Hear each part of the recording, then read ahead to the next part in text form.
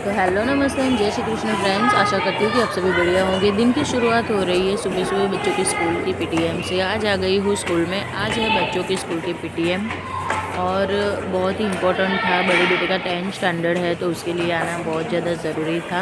आज का ब्लॉग बहुत ही ज़्यादा इंटरेस्टिंग होने वाला है। पीटीएम से घर आ गई हूँ, उसके बाद यहाँ पे मैंने आटा चक्की चला दी है। सैटरडे का व्लॉग है और सच में इतना सुपर हेक्टिक डे था, क्या ही बताऊँ आप लोगों को।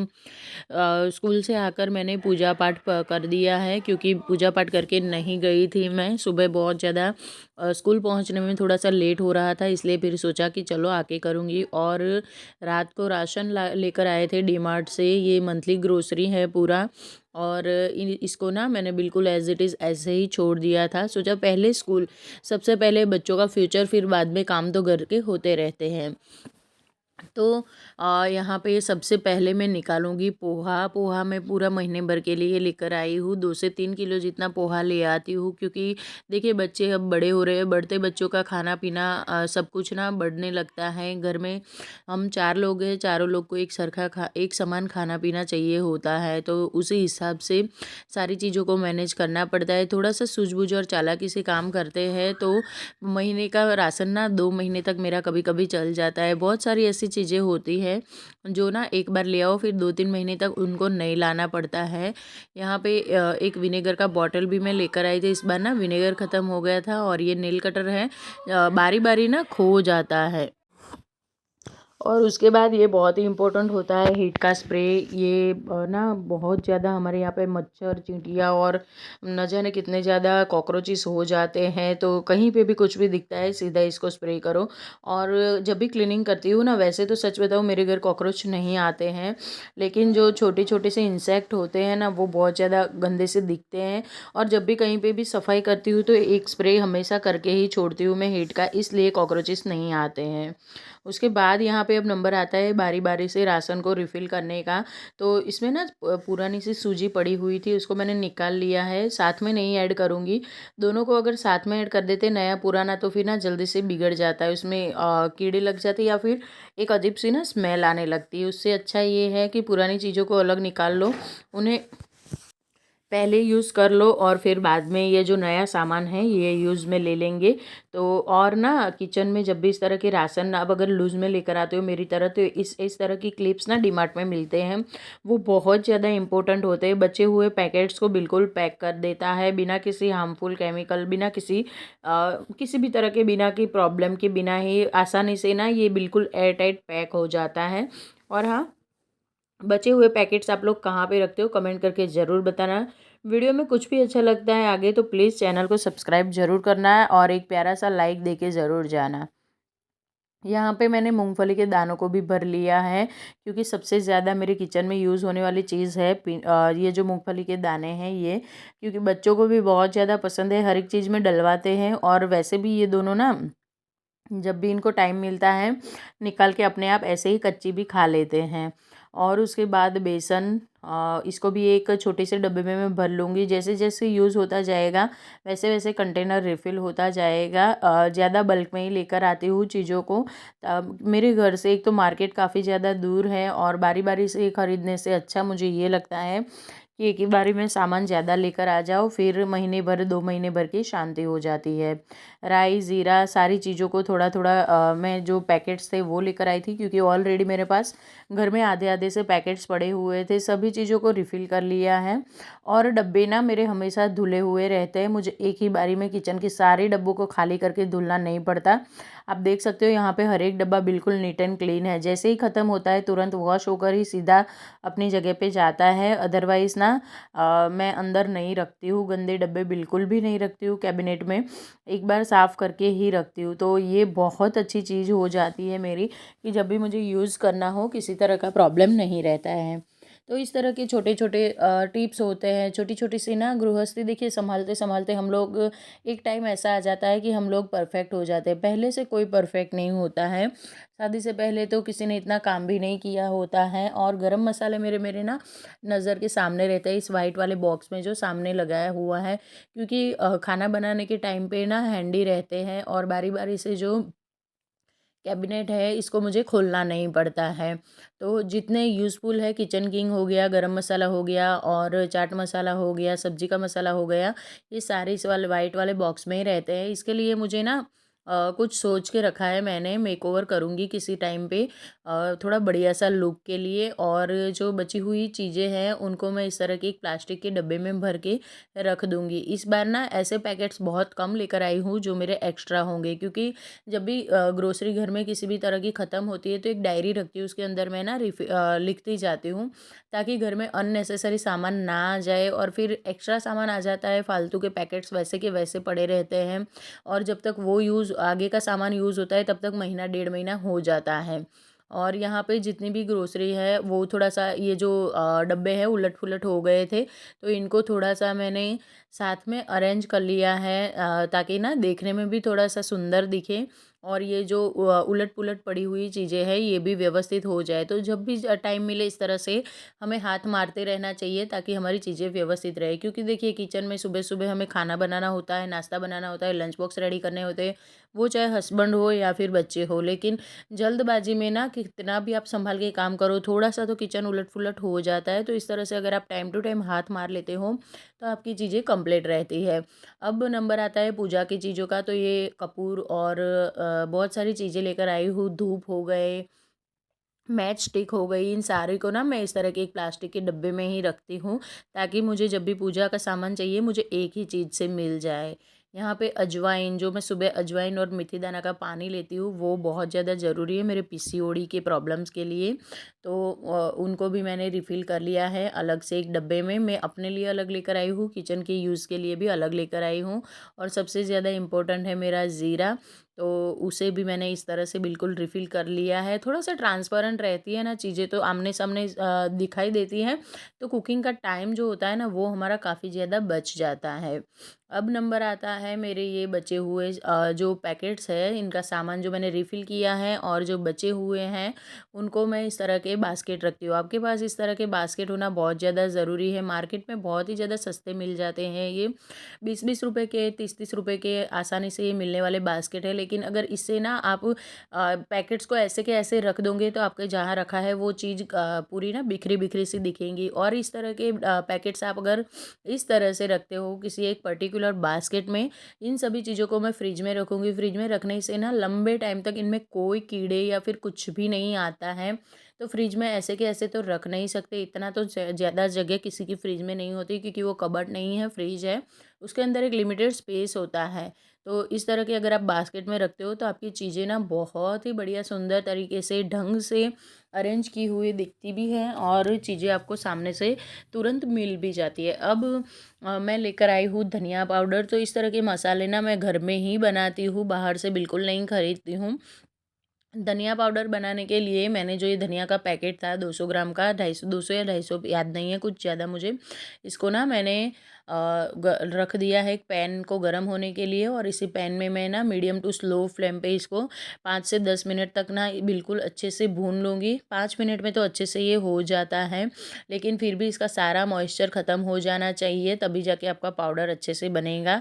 अब ये थोड़ी देर ठंडा हो गया, उसके बाद यहाँ पे जो कुछ खड़े धनिया की ज़रूरत होती है हमारी कुकिंग में, तो उसके लिए मैंने एक छोटी सी डिबिया में अलग से निकाल लिया है, ताकि जब मुझे चाहिए तो मुझे धनिया अच्छे से मिल जाए। उसके बाद फिर इसको मैंने ठंडा होने के लिए छोड़ दिया है एक प्लेट में निकाल के। तो तब जब तक ये ठंडा होगा तब तक मैं यहाँ पे फिर से गैस को कर लूँगी ऑन, और एक और पाउडर बनाऊँगी, वो होगा जीरा का। तो जीरा पाउडर बनाने के लिए भी बिल्कुल जैसे हमने धनिया को रोस्ट किया है, ड्राई रोस्ट, बिल्कुल उसी तरह से जीरा को भी ड्राई रोस्ट करना बनता है। इसमें भी बिल्कुल मॉइस्चर ना रहे तब तक इसको भूनना है। और वैसे तो जीरा ना मेरा मसालों के सीज़न में साल भर का आ जाता है, लेकिन इस बार थोड़ा-सा ख़त्म हो गया क्योंकि इसका यूज़ किचन में बहुत ज़्यादा होता है, इस वजह से। तो यहाँ पे बस जीरा चटकते ही अच्छे से स्मेल आने लगती है और थोड़ा-सा धुआँ भी निकलने लगता है, और उसके बाद फिर इसको भी ठंडा होने के लिए रख दूँगी मैं फ़ैन के नीचे। आधा 1 घंटा मैंने दूसरे काम किए, तब तक ये अच्छे से ठंडे हो गए हैं धनिया और जीरा दोनों। धनिया जीरा का पाउडर अगर आप एक साथ में बनाते हो तो बहुत बड़ी गलती करते हो, क्योंकि ना एक साथ में बनाया हुआ हुआ धनिया जीरा पाउडर कुछ कुछ चीज़ें ऐसी होती है जहाँ पे आप यूज़ नहीं कर सकते हो एक साथ में। तो इसीलिए मैं पाउडर भी अलग बनाती हूँ, सॉरी, धनिया का भी पाउडर अलग से बनाती हूँ और जीरा का भी अलग से बनाती हूँ।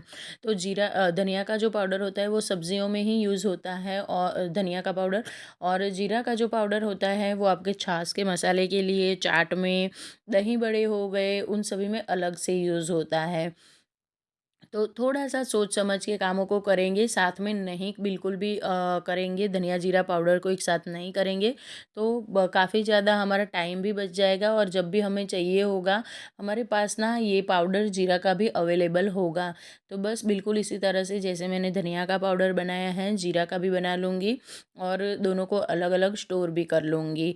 तो हो गई ना स्मार्ट चीज़, थोड़ा-सा चालाकी से काम किया, और मेरे ना बहुत सारे काम जो थे वो यहाँ तक ऑलमोस्ट हो चुके हैं। देखिए, सुबह-सुबह ऐसे काम करने से ना आपका जो काम होता है वो थोड़ा तो लेट हो जाता है, लेकिन कोई बात नहीं है, काम थोड़ा डिले हुआ है, लेकिन मैं टाइम से कर लूँगी, क्योंकि मैंने ना थोड़ी-सी तैयारियाँ पहले से ही कर रखी हुई है। मेरा धनिया जीरा का पाउडर बिल्कुल रेडी है, और अब जब किचन के अप्लायंसेस को मैं यूज़ करती हूँ, तुरंत के तुरंत उन्हें एक कपड़ा मार दूँगी।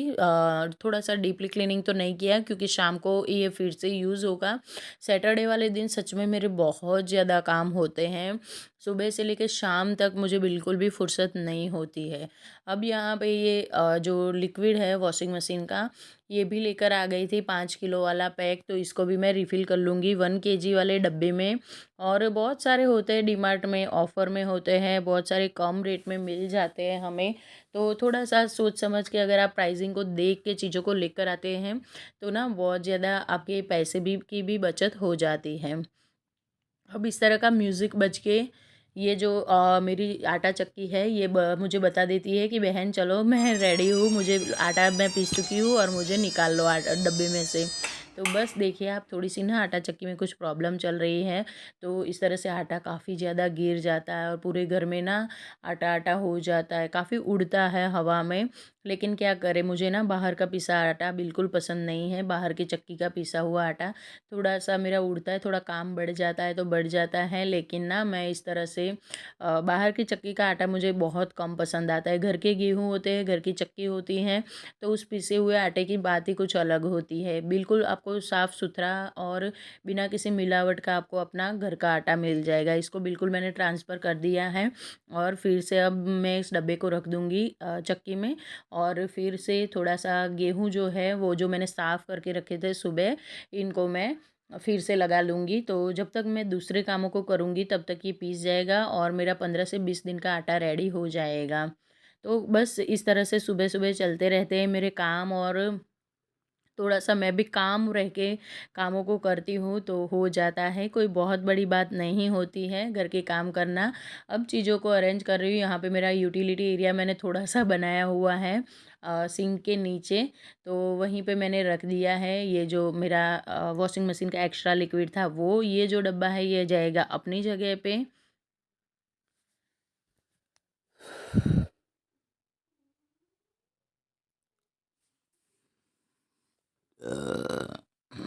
और अब मैं लगूँगी सफाई में।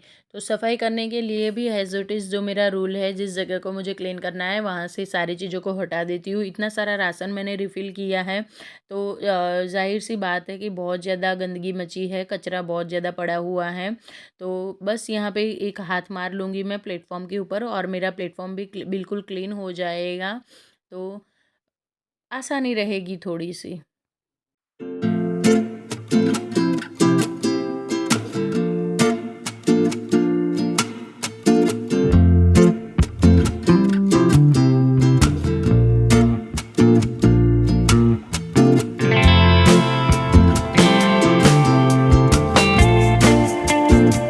अब जब सारा किचन क्लीन किया है, सारी चीज़ों को अरेंज किया है, तो फिर मसालादानी को कैसे छोड़ सकते हैं। मसालादानी भी गंदी हो रही थी थोड़ी-सी, तो इसको भी मैंने वॉश कर लिया है। वॉश करके फिर अच्छे से पोंछ लूँगी, क्योंकि मसालादानी में तो पानी होना मतलब सारे मसालों का ख़राब हो जाना। तो इसको अच्छे से पोंछने के बाद बहुत ही अच्छा सा हैक आप लोगों के साथ शेयर करूँगी। सीधे हम मसालों के डब्बे रख देते हैं, जो छोटी-छोटी डिब्बियाँ हैं मसालों की, कटोरियाँ, उनमें सीधा उनको सीधा रख देते हैं ना, तो हमारे मसाले लेते समय ना थोड़े से तो हिल-डुल के गिर जाते हैं। लेकिन आप ऐसा करने की बजाय यहाँ पे थोड़ा-सा स्मार्ट तरीका अपनाते हो, जैसे कि ये मेरा जो शुगर का आता है प्लास्टिक का, उसकी शीट को मैंने कट कर लिया है बिल्कुल डब्बे के साइज़ का, आप देख सकते हो यहाँ पे, और इसको मैंने बिछा दिया है। तो जब भी मसाला गिरेगा तो इस शीट के ऊपर गिरेगा, सीधा नहीं गिरेगा, तो मेरी मसालादानी बारी-बारी से गंदी नहीं होगी।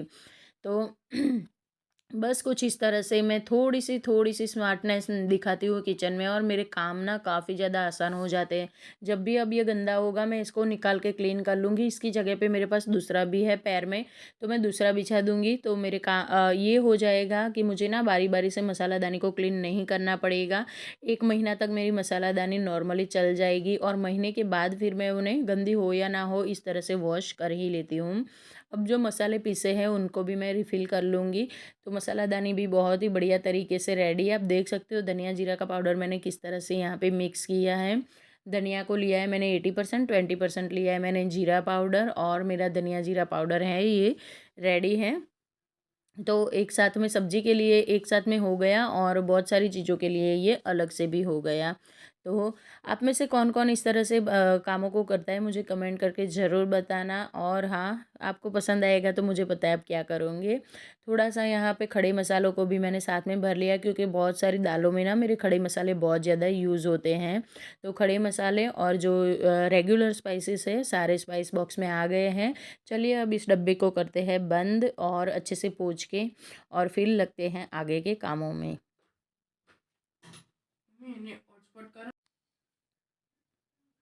तो यहाँ पे मैंने जैसे आप लोगों को बोला कि मैंने थोड़े से कामों की तैयारी करके रखी है। आटा गूँथ लिया है। अब इस गूँथे हुए आटे को मैं एक कंटेनर में रख के अच्छे से एयर टाइट में भर के रख दूँगी, ताकि जब भी सब लोग खाना खाने आएँगे मुझे सिर्फ रोटियाँ ही बेलनी होगी, और सिर्फ सब्ज़ी ही बनानी होगी। आटे को मैं रख दूँगी साइड में। किचन हो चुका है मेरा बिल्कुल क्लीन, और अब थोड़ी-सी घर में पॉजिटिविटी ले आते हैं। तो घर में पॉजिटिविटी के लिए ये कपूर मैं हमेशा जलाती हूँ सुबह-सुबह। इससे ना बहुत सारे अनदेखे इंसेक्ट जो होते हैं, बहुत सारी ऐसी चीज़ें होती हैं जो बीमारियाँ फैलाती हैं, वो दूर रहते हैं, और कपूर का धुआँ वैसे भी घर में बहुत ही ज़्यादा पॉजिटिव वाइब लेकर आता है। तो रोज़ सुबह कपूरदानी में इस तरह से सुबह-शाम दोनों टाइम मेरे घर में कपूर, इस तरह से कपूर का धुआँ रहता ही है, और इसकी स्मेल मुझे पर्सनली बहुत ज़्यादा पसंद है। तो हेलो फ्रेंड्स, अभी बज रहे हैं दिन के 3, और जस्ट अभी मैंने चाय ली है। चाय का कप मेरा अभी ख़त्म हो चुका है बिल्कुल भी, और अभी युग को लेने जाना है। अभी जस्ट एक वीडियो की एडिटिंग की है, जो शाम तक आप लोगों के तक पहुंच जाएगा। और सुबह से इतना ज़्यादा मतलब सैटरडे वाला दिन मेरा इतना हेक्टिक होता है ना, होता ही है, एक दिन छोड़ के एक दिन मेरा हेक्टिक शेड्यूल होता है। वैसे रोज़ के नॉर्मली काम तो होते ही है। देखिए ऐसा नहीं है कि मैं घर पे काम करती हूँ, बाहर कोई जॉब नहीं करती तो मेरा कोई हेक्टिक शेड्यूल नहीं है। सबका होता है, मेरा भी बिल्कुल वैसे का वैसा ही है।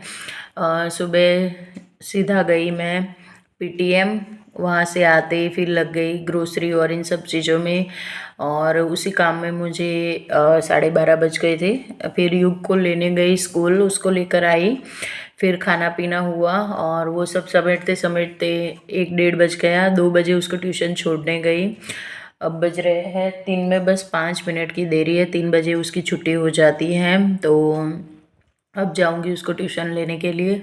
बीच में मैंने थोड़ी सी एडिटिंग की और चाय पी, थोड़ी देर रेस्ट किया, और अब आके फिर 1 घंटे के बाद युग को सीवीएम छोड़ने जाऊंगी। वहाँ से सीधा जाऊंगी मार्केट, और मेरे घर से ना हर एक चीज़ ना, हर एक जगह जहाँ मुझे जाना है पर्टिकुलर, वो 5 से 7 किलोमीटर है, और मार्केट 10 किलोमीटर जितना।